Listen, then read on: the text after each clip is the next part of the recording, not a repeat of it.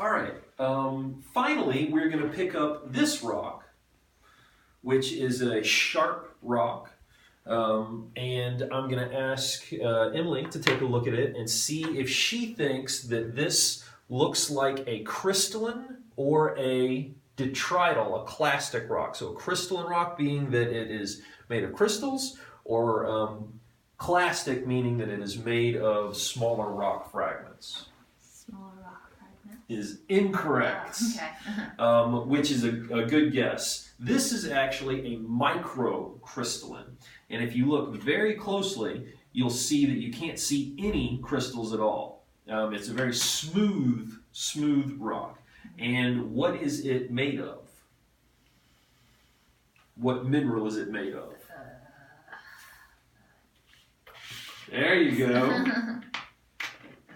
Quartz. Quartz, right? Easy peasy. Exactly. This is made of quartz. So in this case, we had silica instead of calcite or halite. We had silica dissolve and then get deposited as chert.